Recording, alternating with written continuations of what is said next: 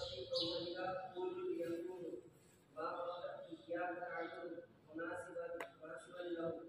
بقوله من مقول العباد. بسم الله الرحمن الرحيم.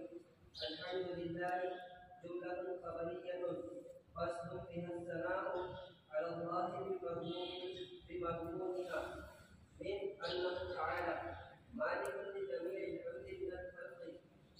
ومستحق لأن يحمده، وهو الله أعلم على المعبود بحق رب العالمين، أي مالك جميع الخلق من الإنس والجن والملائكة والدواب وغيرهم، وكل منهم يطلق عليه عالم، يقال عالم الإنس وعالم الجن إلى غير ذلك، ووظف في جمعه بالياء والنون أولو العلم على غيرهم، وهو من العلامة لأنه علامة على جديد الرحمن الرحيم، أي ذي الرحمة وهي إرادة الخير لأهله، مالك يوم الدين أي الجزاء وهو يوم القيامة، وخص بالذكر لأنه لا ملك ظاهرا فيه لأحد إلا الله تعالى، بدليل لمن الملك اليوم لله، ومن قرأ مالك فمعناه مالك الأمر كله في يوم القيامة، أي هو موصوف بذلك دائما كغافل الذنب، وصح وقوعه صفة المعرفة، إياك نعبد وإياك نستعين، أي نخصك بالعبادة من توحيد وغيره، ونطلب منك المعونة على العبادة وغيرها، اهدنا الصراط المستقيم، أي أرشدنا إليه ويؤذن منه، صراط الذين أنعمت عليهم بالهداية ويؤذن من الذين بصلته، غير المغضوب عليهم وهو اليهود ولا وغير الضالين وهم النصارى. ونقطة القدر إفادة أن المهتدين ليسوا يهود ولا نصارى، والله أعلم بالصواب، وإليه المرجع والمآب. وصلى الله تعالى سيدنا محمدا وعلى آله وأصحابه الطيبين الطاهرين صلاة وسلاما دائمين متلازمين إلى يوم الدين، والحمد لله رب العالمين. بسم الله الرحمن الرحيم. الحمد لله رب العالمين. الحمد لله جملة خبرية قصدت الثناء على الله بمضمونها من أنه تعالى مالك لجميع الحق من الخلق أو مستحق لأن يحمد فيه، والله أعلم على المعبود بحق رب العالمين، أي مالك جميع الخلق من الإنس والجن والملائكة والدواب وغيرهم، وكل منهم يطلق عليه عالم، يقال عالم الإنس وعالم الجن إلى غير ذلك، وغلب في جمعه بالياء والنون أولو العلم على غيره، وهو من العلامة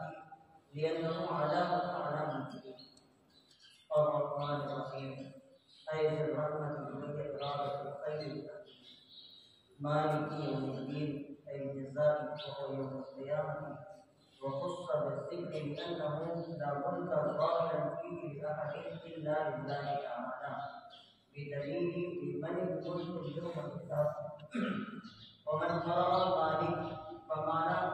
مالك الأمر كله في يوم القيامة، أو هو موصوف بذلك دائما كغافل الذنب. سورۃ الفاتحہ ہے کہ جو دراصل قرآن کریم کے اندر سب سے پہلے لکھی جاتی ہے اور قرآن کریم کی سب سے پہلی سورت ہی ہے، لیکن ہماری سیرت جلالین شریف کے اندر اس کو سب سے آخر پہلے نہیں کرتی. اس کی وجہ ظاہر ہے کہ جو جلالین شریف ہے یہ دو مصنفوں کا مجموعہ ہے، ایک استاد ہے اور ایک شاگرد، لیکن تاریخوں کے اندر کئی واقعات ایسے ملتے ہیں کہ جہاں پر شاگرد علم و کمال کے اندر استاد سے بھی بڑھ گیا. اسی کی ایک مثال بھی یہاں پہ دیکھنے کو ملی کہ علامہ جلال الدین سیوطی اپنے استاد سے علم و کمال کے اندر بڑھ گئے، لیکن حقیقت میں استاد ہی ہوتا ہے. لیکن ظاہری طور پر یہ بھی اعتبار سے دیکھیں تو علامہ جلال الدین سیوطی رحمۃ اللہ علیہ جو ہے آپ کو اپنے استاد علامہ جلال الدین محلی رحمۃ اللہ علیہ سے علم و کمال کے اندر پڑھا. تو اس کتاب کی شروعات علامہ جلال الدین محلی رحمۃ اللہ علیہ نے کی،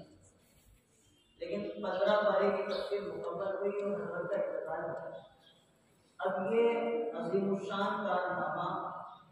یعنی تفاسیر تو قرآن کریم کی بہت ساری لکھی گئی، لیکن کوئی اتنی مختصر تھی کہ اس سے جو ہے مضمون کا حل قادر کا نام یہ سمجھنے والے کو سمجھنا پڑا، یا کوئی اتنی مفصل تھی کہ ان کو پڑھنے والے کو کیا جاتا ہے. جیسے علامہ راضی رحمۃ اللہ علیہ تفسیر راضی کئی جلدوں کے اندر اور بھی تفاسیر ہوئی. تو اس وقت جو ہے یہ کارنامہ علامہ جلال الدین محلی نے بھی کیا کہ قرآن کریم کی مختصر اور بلکہ یہ کہا جائے معتدل طریقے پر جو تفسیر کی گئی تو وہ جلالین شریف کے جو عوام اور خواص میں یکساں مقبول ہے. خصوصاً جو ہے طبقہ علماء میں جو ہے اس کو بہت خاص مقبولیت کی ہے. اسی کا نتیجہ ہے کہ درس نظامی کے اندر الحمدللہ شامل ہے. اس کے بعد جب ہم اپنی کلاس میں چلائیں گے تو آپ دیکھیں گے کہ کتاب تفسیر کیا اور بھی رہی تفسیر رضائی وہ انتہائی جو ہے تدقیق ہے اور جو ہے بہت اس کے اندر جو ہے باریکی سے کام کیا گیا ہے، جس کو سمجھنے اور سمجھانے کے لیے بڑی محنت اور بڑی مشقت کرتا ہے. تو یہ اس کے مقابل کے اندر بڑی تفصیل ہے اور اس میں مفسر کی ایک عادت یہ رہی ہے کہ انہوں نے جو ہے اس کتاب کے اندر یا تو ارجح قول یعنی راجح قول کو لیا ہے یا کئی اگر قولوں کو لیا ہے تو اس قول کے اندر راجح قول کو ٹھیک ہے. تو وہ جو تفسیر کا جو حصہ 15 پارے کا رہ گیا وہ شاکر مسلم علامہ جلال الدین سیوطی رحمۃ اللہ علیہ نے مکمل کیا. تو جب آپ نے مکمل کیا تو مکمل کرنے کی وجہ سے بعد کے اندر سورہ فاتحہ کی تفسیر کی، اسی لیے اس کو جو ہے آخر کے اندر رکھا ہے. سورہ فاتحہ در حقیقت قرآن کریم کی سب سے پہلی سورت بھی ہے اور نزول کے اعتبار سے بھی سب سے پہلی سورت ہے. آیت نزول کے اعتبار سے بعض روایتوں کے اندر جو ہے سورہ مزمل کی آیتیں، بعض روایتوں کے اندر سورہ مدثر کی آیتیں وغیرہ وغیرہ ہیں، لیکن ایک مکمل سورت جو سب سے پہلے نازل ہوئی ہے اس پر جمہور علماء کا اتفاق ہے کہ وہ سورۃ فاتحہ ہے اور اسی وجہ سے اس کو قرآن کریم کے شروع کے اندر رکھا گیا ہے. اور فاتحہ کے معنی آپ جانتے ہیں معرفت کا کی شروع جس کے ذریعے کسی چیز کو کھولا جائے، جس کے ذریعے کسی چیز کی شروعات کی جائے، اسی لیے اس کا نام جو ہے سورۃ فاتحہ رکھا. یوں تو سورہ فاتحہ کے تقریباً علماء نے 19 یا 20 نام شمار کیے ہیں، جن میں سورۃ فاتحہ بھی ہے، سورۃ الشافیہ بھی ہے، سورۃ الشفا بھی ہے، سورۃ الکافیہ بھی ہے، سورۃ الکنز بھی ہے، ام القرآن بھی ہے اور سبع مثانی بھی ہے. لیکن اس کا سب سے مشہور نام جو ہے وہ سورۃ الفاتحہ ہی ہے کہ جس کے ذریعے کسی چیز کو شروع کیا. فاتحہ پر وزن کافیہ ہے، یہ مصدر ہو کر مفعول ہوگا، یا جو ہے اس میں جو آخر کے اندر تا ہے جس کو ذرا جو ہے آپ کیونکہ وقت کی وجہ سے وہ خالی پڑی جاتی ہے. تا کے اوپر اگر وقت ہو تو تجویدی قاعدے کے اعتبار سے وہاں بچ جاتی ہے کہ یہ خاص قاعدہ ہے. تو فاتح یعنی شروع کرنے والی ہے، شروع کرنے والی. اس کی فضیلتیں بہت زیادہ ہیں، جن میں سے مختصر فضیلت یہ ہے کہ آپ صلی اللہ علیہ وسلم نے روپے کو کہا کیا میں تمہیں ایک ایسی صورت نہ بتا دوں جس سے پہلے نہ قرآن کے اندر نہ انجیل کے اندر اور نہ ہی قرآن کریم کے اندر بتائی ہے. بتائیں وہ کیا تاکہ وہ سورۃ فاتحہ ہے کہ جو مجھے خصوصاً عطا کی گئی اور جس کو سمے مسانی کی طرح قرار دیا. اور ایک حدیث کے اندر حضرت حذیفہ بن یمان فرماتے ہیں کہ آپ صلی اللہ علیہ وسلم نے ارشاد فرمایا کہ جب اللہ رب العزت کسی قوم پر عذاب کا ارادہ کرتے ہیں اور اس قوم کے اندر کوئی بچہ الحمدللہ رب العالمین کہہ دیتا ہے تو اس قوم سے 40 برس تک عذاب کو ٹال دیا جاتا ہے. حضرت ابو ہریرہ رضی اللہ تعالیٰ عنہ سے یہ روایت منقول ہے کہ آپ صلی اللہ علیہ وسلم نے ارشاد فرمایا کہ ایسے 2 نور کیے ہیں، ایک نور ہے سورہ فاتحہ اور ایک نور ہے سورہ بقرہ کا آخری نور. تو یہ اس سورت کی فضیلت ہے اور اس کے بعد جو ہے اللہ رب العزت جو ہے اس صورت کو جو ہے الحمدللہ رب العالمین سے شروع. اس سے قبل جو ہے یہ سمجھ لیں کہ مصنف نے جو ہے کچھ عبارتوں کا اضافہ کیا ہے کہ سورہ فاتحہ مکی ہے جس کے اندر 7 آیتیں ہیں. تو 7 آیتیں تب کہلائیں گی جب بسم اللہ کو جو ہے سورہ فاتحہ کا حصہ مانا جائے یا نہ مانا جائے. اس بات پر تو اتفاق ہے علماء کا کہ جو سورہ فاتحہ جو بسم اللہ حضرت سلیمان علیہ السلام کے واقعے کے اندر آئی ہے انہو من سلیمان وانہو بسم اللہ الرحمن الرحیم، وہ تو بھی اتفاق علماء قرآن کریم کا جز ہے.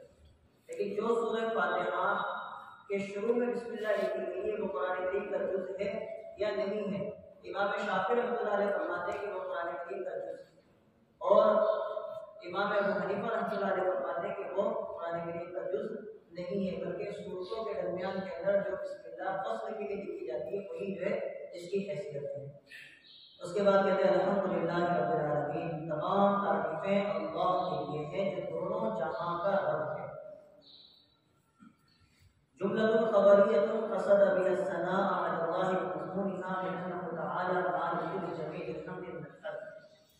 کہتے ہیں یہ جملہ خبریہ ہے جس کے ذریعے ثنا کا ارادہ کیا گیا اللہ رب العزت کے لیے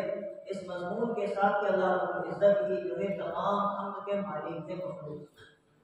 یا جو ہے اس بات کے مستحق ہے کہ مخلوق ان کی حمد کرے. یہاں سے اصل میں مصنف ایک اہم چیز کی طرف اشارہ کرنا چاہتے ہیں، وہ یہ ہے کہ الحمدللہ یہ جملہ خبریہ ہے، اور جملہ خبریہ جو ہوتا ہے وہ کسی چیز کے خبر کے فائدہ دینے کے لیے ہوتا ہے.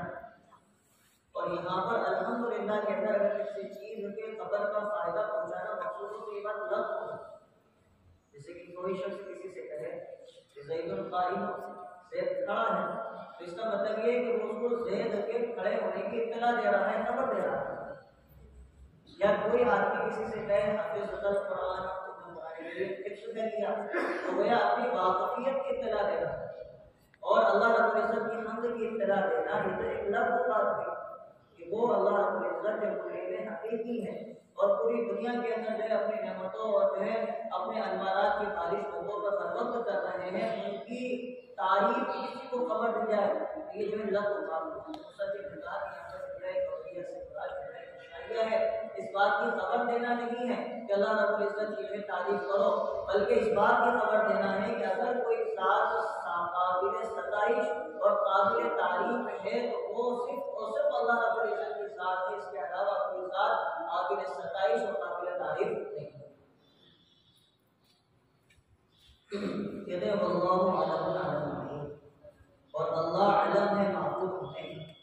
اللہ جو ہے اس کے بارے میں اختلاف ہے کہ یہ آخری لفظ ہے یا آخری لفظ. بعض لوگوں نے اس کی توضیحات کی ہے کہ جو ہے یہ اصل میں الہ سے ہوتا ہے، اور بھی دیگر توضیحات کی ہے، مگر اس یہاں پر ایک بڑی بات ذہن میں رکھیں کہ اللہ رب العزت کا جو ہے اللہ جو نام ہے وہ اس میں ذاتی ہے، اور اس کے علاوہ جو نام ہے وہ اس میں صفاتی ہے. تو لفظ اللہ کو لا کر اس بات کی طرف اشارہ کیا کہ اللہ رب العزت کی جتنی بھی تعریفات ہیں وہ اس کی اپنی ذاتی تعریفات اس کے صفات کی وجہ سے نہیں ہے، بلکہ اس کی اپنی ذات کے ساتھ متصف ہیں. اور اس لیے اس میں ذاتی کو لا کر اس بات کا اشارہ کیا گیا کہ تمام تعریفوں کا مستحق صرف وہ اللہ رب العزت ہے کہ جو اسم بالذات جو ہے تعریف کا مستحق ہے. اس وجہ سے نہیں کہ اللہ علیم ہے تو تعریف کا مستحق ہے، اللہ رحمان ہے تو تعریف کا مستحق ہے، بلکہ اللہ رب العزت اپنی ذات کے اعتبار سے تعریف کے مستحق ہے. رب العالمین جو دونوں جہاں کا رب ہے. عالمین حالانکہ عالم تو دو ہی ہوتے ہیں، ایک دنیا ہے اور ایک آخرت ہے. عالم تو دو ہی ہوتے ہیں، ایک دنیا ہے اور ایک آخرت ہے. اس کے لیے رب العالمین کا لفظ استعمال ہونا چاہیے نا، لیکن قرآن کریم نے کہا رب العالمین، کہ جو ہے وہ ہر عالم کا رب ہے، ہر جہاں کا رب ہے. کہتے ہیں یہاں پر مراد جو ہے مستقل عالم ہے، چاہے وہ عالم انس ہو، چاہے عالم جن ہو، یا جو ہے عالم مخلوقات ہو، یا جو ہے کچھ بھی ہو، وہ تمام چیزوں کا رب ہے. اس لیے رب العالمین کہا. اور عالمین چونکہ آپ اچھی طرح سے جانتے ہیں کہ جو ہے یہ ذوی العقول ہے، تو چونکہ اللہ رب العزت کی جو ہے تخلیق کے اندر ذوی العقول سب سے پہلے جو ہے اس کے احکامات کے مخاطب ہوتے ہیں. اور انہیں سے جو ہے سارا معاملہ حساب و کتاب کا ہوتا ہے، اور انہیں سے جو ہے ساری چیزیں جو ہے جنت اور دوزخ کے متعلق ہوتی ہیں۔ اس لیے ذوی العقول کو غیر ذوی العقول پر غلبہ دیتے ہوئے عالمین کا لفظ استعمال کیا ہے۔ ایوان کی جمیع الخلق من الانس والجن والملائکۃ والجواب، یعنی وہی مالک ہے تمام مخلوق کا، چاہے وہ انسان ہوں، فرشتے ہوں، چوپائے ہوں وغیرہ ہوں، جو کہ جو ہے مخلوق جو ہمیں نظر آتی ہوں وہ، اور وہ مخلوقات جو ہمیں نظر نہیں آتی ہوں وہ تمام مخلوقات کا جو ہے رب ہے۔ کل من یطلق علیہ عالم، ان میں سے ہر ایک مخلوق کے اوپر عالم کا اطلاق ہوتا ہے، جیسے کہا جاتا ہے عالم الانس، عالم الجن وغیرہ ذالک، وغلب فی جمعہ بالیاء والنون والعلم علی غیرہ،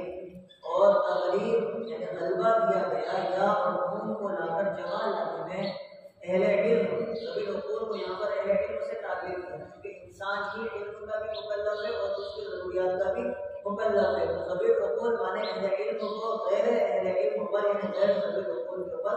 غلبہ دیتے ہوئے یہاں پر یا اور نون کے ساتھ اس کی جمع لائی گئی، وہ وقت اور یہی علامت ہے، اس لیے کہ یہی علامت ہے خالق اور مالک کے پہچاننے کی۔ پھر رحمان الرحیم، دوسری صفت اللہ رب العزت کی بجائے ایک تو یہ کہ اللہ اس میں ذاتی، اس کے بعد رب العالمین دونوں جہاں کا رب یا پورے عالم کا رب، اور تیسری صفت ہے الرحمن الرحیم، جو اللہ رب العزت رحمان بھی ہے اور رحیم بھی ہے۔ اور رحمت کہتے ہیں کسی کے لیے خیر کے ارادے کرنے کو، کسی کے لیے خیر کا ارادہ کرنا اس کا نام ہے رحمت۔ اور رحمت جو ہے اللہ رب العزت کے لیے جو ہے یہ سمجھ لیجیے کہ دنیا اور آخرت دونوں جگہ کے اندر اللہ رب العزت کی رحمت عام ہے، اسی لیے دو لفظ استعمال کرنا ہے، رحمان اور رحیم، حالانکہ دونوں کے اندر مادہ ایک ہی ہے، وہ ہے رحمت، دونوں کے اندر ایک ہی مادہ پایا جاتا ہے، وہ ہے رحم کرنے کا یعنی رحمت کا۔ تو فرق کیا ہے؟ فرق یہ ہے کہ رحمان کہتے ہیں کہ جس کا رحم دنیا کے اندر سب پر عام ہے، چاہے وہ عاصی ہو، چاہے فرمانبردار ہو، چاہے نافرمان ہو، چاہے وہ اللہ رب العزت کو مانے نہ مانے، لیکن اللہ رب العزت کی رحمت دنیا کے اندر اپنی ہر مخلوق کے اوپر عام ہے۔ کیوں؟ اس کو کیسے پہچانا جائے؟ اس کو ایسے پہچانا گیا کہ اگر اللہ رب العزت کی رحمت عام نہ ہوگی تو دنیا کے اندر ایک بھی نافرمان صفحہ ہستی کے اوپر باقی نہ رہتا، لیکن اللہ رب العزت کا رحم اور اس کا کرم عام ہے، اس لیے صفحہ ہستی کے اوپر فرمانبردار بھی موجود ہے اور نافرمان بھی موجود ہے۔ لیکن رحیم کی رحمت خاص ہوگی آخرت کے اندر صرف اور صرف اہل ایمان، صرف اور صرف مومنوں کے لیے۔ تو رحمت کہتے ہیں خیر کے ارادہ کرنے کا، مالک یوم الدین، جو مالک ہے روزہ جزا، جو مالک ہے روزہ جزا، مالک یوم الدین، مالک یوم الدین دونوں برابر کے ساتھ یہاں پر اس کو پڑھا جاتا ہے۔ اگر ملک مراد ہے تو ملک کے معنی ہوتے ہیں بادشاہ، اور یہ ملک سے بنا ہے، اس کے معنی ہوتے ہیں بادشاہ۔ اس کا مطلب یہ ہوتا ہے کہ جو قادر مطلق ہے اپنی بادشاہت کے اندر، اس کے علاوہ کوئی قادر نہیں ہے۔ ایک قرات مالکی یوم الدین ہے، ایک قرات مالکی یوم الدین، جو مالک روزے جزا کا یعنی ملک سے یہ مشتق ہے، جس کے معنی ہیں کہ جس کی بادشاہت ہے دنیا اور آخرت کے اندر، اور اسی کی بادشاہت ہوگی آخرت کے اندر روزہ جزا کے دن، کہ جس دن کے اندر حساب و کتاب ہوگا، انسان کے اچھے اور برے اعمال اس کے سامنے پیش کیے جائیں گے۔ اس وقت کوئی اللہ رب العزت کے سامنے انکار کرنے والا نہیں ہوگا، جیسا کہ دوسری روایتوں کے اندر آیا کہ انسان کے خلاف اس کے ہاتھ پیر گواہی دیں گے، اس کی جو ہے جسم کا حصہ گواہی دے گا، یہاں تک کہ وہ زمین کی گواہی دے گی، جس زمین کے اوپر وہ چلتا تھا، پھرتا تھا، اٹھتا تھا، بیٹھتا تھا، کھاتا تھا، پیتا تھا، الغرض ہر چیز جو ہے انسان کے اچھے اور برے اعمال کی گواہی دے گی۔ تو وہ مالک ہے روزہ جزا کا، اور روزہ جزا ہے قیامت کا دن، اور خاص طور سے ذکر کیا اس لیے کہ نہیں ہوگی ظاہراً کسی کی بادشاہت اللہ کے علاوہ، جس کو اللہ رب العزت نے دوسری آیت کے اندر ارشاد فرمایا لمن الملک، اس کے لیے آج بادشاہت ہو، لمن الملک یوم القیامہ، آج وہ کس کے لیے بادشاہت ہوگی؟ صرف اور صرف اللہ رب العزت کے لیے بادشاہت ہوگی۔ ومن کا مالک کمانا مالک یوم القیامہ، اور اعتراض کے اندر جس کو مالک پڑھا ہے اس معنی ہوں گے کہ وہ ہر امر کا مالک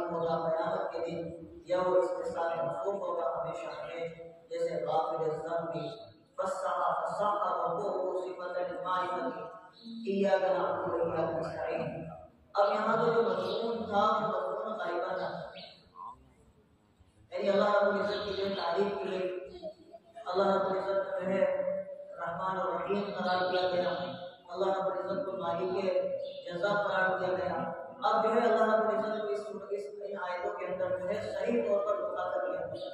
کہ ہمارے رب، ہم نے یہ جو آپ کی تعریف کی ہے، یہ ہم نے آپ کی ستائش کی ہے، ہم نے یہ حمد کی ہے کہ اس لیے کی ہے کہ ہم آپ سے کچھ طلب کرنا چاہتے ہیں۔ اور سورہ فاتحہ وہ سورت ہے جس نے یہ بتا دیا کہ جو ہے دعا کا طریقہ بھی کیا ہونا چاہیے اور دعا کیسے مانگنا چاہیے۔ ایسا نہیں کہ کسی حاکم کے پاس، کسی بادشاہ کے پاس یا کسی بڑے کے پاس گئے تو جو ہے اس کے پاس جاتے ہی اپنی تمام جو ہے ضروریات رکھتے کہ مجھے یہ ہونا ہے، یہ کرنا ہے، بلکہ یہ نہیں ہونا چاہیے، بلکہ پہلے اس کی تعریف ہو تو اس کی شان کی ذکر اور اس کی جو ہے اچھے کاموں کی جو ہے تعریف کی جائے اور اس کی خوبیوں کو بیان کیا جائے، اس کے بعد اس کے سامنے اپنا جو ہے سوال ہوتا ہے۔ اللہ رب العزت کی پہلے تعریف بتائی گئی کہ اللہ رب العزت کی پہلے تعریف ہو، اس کے رحمان اور رحیم ہونے کی جو ہے بندہ تعریف کرے، اس کے جو ہے قادر قدرت ہونے کی تعریف کرے، اس کے روز جزا کے مالک ہونے کی تعریف کرے اور اس کی جو ہے خوبیوں کو شمار کرے، اور جب خوبیوں کو شمار کر لے اس کے بعد پھر خاموشی کے ساتھ جو ہے اپنی درخواست پیش کرے، ایاک نعبد و ایاک نستعین، اے ہمارے رب ہم آپ ہی کی عبادت کرتے ہیں اور آپ ہی سے مدد طلب کرتے ہیں۔ اس سے جو ہے دو چیزیں نکل کر سامنے آئی، ایک یہ کہ مدد موقوف ہے عبادت کے، بغیر عبادت کے مدد نہیں ہو سکتی۔ یعنی کوئی آدمی یہ سوچے کہ میں نماز چھوڑ دوں اور روزہ چھوڑ دوں اور حج چھوڑ دوں اور جو ہے دیگر ضروریات دین چھوڑ دوں اور اس کے بعد جو ہے اللہ رب العزت کی جو ہے مدد کا طالب رہوں، تو جو ہے اللہ رب العزت ایسے لوگوں کی مدد نہیں فرماتے، تو وقتاً فوقتاً تھوڑی بہت مدد ہو جاتی ہے، لیکن کلی طور پر ایسے لوگوں کی، ایسی جماعتوں کی مدد نہیں فرماتے جو دین سے بہرا رو ہو اور دین سے جو ہے غافل بیٹھے۔ سب سے پہلی چیز بیان کی کہ ایاک نعبد و ایاک نستعین، ہم آپ کی عبادت کرتے ہیں اور آپ کے حکموں کو بجا لاتے ہیں، اور اس کے بعد پھر آپ سے اپنے امور کے اندر، اپنے معاملات کے اندر مدد کے طلبگار ہیں۔ اے نخصک بالعبادت بالتوحید وغیرہ، مفسر نے جو اس کی تفسیر کی کہ ہم خالص آپ کے لیے عبادت کرتے ہیں، یعنی دو چیزیں اور نکل کر اس سے سامنے آئی، ایک تو یہ کہ ہم آپ کی عبادت کرتے ہیں، لیکن کیا پتا کہ عبادت کا خالص ہو یا نہیں ہو، تو اس کے لیے فرمایا نخصک بالعبادت، خالص آپ ہی کی عبادت کرتے ہیں، اور عبادت کے اندر من توحید کو سب سے پہلے لا کر اس بات کی طرف اشارہ کر دیا کہ بغیر توحید کی کوئی عبادت قابل قبول نہیں ہے، اور بغیر جو ہے ایمان کی کوئی عبادت جو ہے قابل قبول نہیں ہے، تو خالص آپ کی توحید بیان کرتے ہیں اور آپ ہی کی توحید کے بعد عبادت کرتے ہیں، وَنَطْلُبُ مِنْكَ الْمَعُونَةَ عَلَى الْعِبَادَةِ، اور آپ سے مدد طلب کرتے ہیں عبادتوں پر اور عبادتوں کے علاوہ کے اوپر۔ اهدنا الصراط المستقیم، اور وہ مدد کیا ہے؟ ہمیں سیدھا راستہ دکھانا، اے ارشدنا الیہ ویبطل منہ، یعنی ہمیں سیدھے راستے کی طرف رہنمائی کر دیجیے، اور صراط مستقیم کہتے ہیں سیدھے راستے کو، اور سیدھا راستہ کون سا ہے؟ صراط الذین انعمت علیہم، ان لوگوں کے راستے ہی ہمیں رہنمائی کر دیجیے جن لوگوں کے راستے پر آپ کا انعام ہوا، اور انعام سے مراد یہاں پر جو ہے اللہ رب العزت نے جن کو ہدایت عطا فرمائی، تو ایسے لوگوں کا راستہ ہمیں دکھلا دیجیے، غیر المغضوب علیہم، اور ایسے لوگوں کے راستے سے جو ہے ہمیں محفوظ فرما دیجیے کہ جو گمراہوں کا راستہ ہے، یا ایسے لوگوں کا راستہ ہے جن لوگوں پر آپ کا غضب نازل ہو، اور ظاہر سی بات ہے کہ غضب نازل ہو یہودیوں کے اوپر جنہوں نے ہر موقع پر ہر حال میں اللہ رب العزت کی نافرمانیاں کی، وقت کے نبیوں کو اپنے درمیان میں پایا اور قتل کیا، اور ان پر نہ جانے کس طرح کے ظلم کیے، اور اپنے دین کو مذاق بنا کر رکھا۔ دنیا کے اندر اگر کوئی سب سے موجود ترین قوم ہے تو یہود ہیں، جن کو قرآن کریم میں بھی کہا غیر المغضوب علیہم، ایسے لوگوں کے راستے سے ہماری حفاظت فرمائی ہے کہ جو لوگ جو ہے آپ کے غضب کے شکار ہوئے۔ چنانچہ جو اس کی تفسیر آپ پڑھ چکے ہیں، گزر چکی ہے کہ یہودیوں کو اللہ رب العزت نے جو ہے جب سے ضربت علیہم الذلۃ والمسکنہ نازل ہوئی تو اس کے اندر بتا دیا گیا کہ کس طرح سے یہودیوں کو اللہ رب العزت نے دنیا کے اندر ذلیل و خوار کیا اور جو کئی لوگوں کا لقمہ اجل بنایا اور کئی لوگوں کا شکار بنایا، اور ایسے لوگوں سے بھی ہماری حفاظت فرمائیے، ایسے لوگوں کے راستوں سے بھی ہماری حفاظت فرمائیے جو نصارہ ہیں، اور یہ نصارہ جو ہے حد سے زیادہ نرمی کی وجہ سے اپنے دین سے مقرر ہوتے ہیں۔ ونقطة البدن عبادة أن الذين ليسوا يهوديا ولا نصارى والله أعلم بالصواب۔ اور غیر المغضوب علیہم ولا الضالین کا نقطہ اس بات کو بتا رہا ہے کہ جو یہودی ہیں اور جو نصرانی ہیں وہ ہدایت پر نہیں ہیں، یہ اس وقت تک ہدایت پر تھے جب آپ صلی اللہ علیہ وسلم کی بعثت نہیں ہوئی تھی، اگر اس وقت اپنے نبیوں کی شریعتوں کے اوپر عمل کر رہے تھے ہدایت پر تھے۔ اگر شریعت محمدیہ کے آنے کے بعد ماقبل والے جتنے بھی ادیان کے سب منسوخ کر دیے گئے اور ان کے لیے ناصر شریعت محمدیہ کو رکھا گیا، لہٰذا شریعت محمدیہ کے آنے کے بعد اب اگر کوئی شریعت محمدیہ کو نہ مانے تو وہ گمراہ ہے اور وہ ہدایت پر نہیں ہے۔ واللہ اعلم بالصواب، اور اللہ خوب جانتے ہیں اس چیز کو، وإلیہ مرجعکم المآب، اور اللہ ہی کی طرف لوٹنا ہے اور اسی کی طرف ٹھکانا ہے۔ وصلی اللہ علی سیدنا، اور درود و سلام ہو ہمارے سردار صلی اللہ علیہ وسلم پر، آپ کے اہل پر، آپ کے صحابہ پر جو پاکیزہ بھی تھے اور ظاہری پاکیزگیوں سے بھی جو آراستہ اور شراستہ تھے، صلاۃ و سلام علیہ، اور یہ درود و سلام ایسا ہو جو ہمیشہ ہمیشہ رہے اور یہ قیامت تک ہوتا رہے۔ والحمد للہ رب العالمین، اور تمام تعریفیں اللہ رب العزت کے لیے ہے۔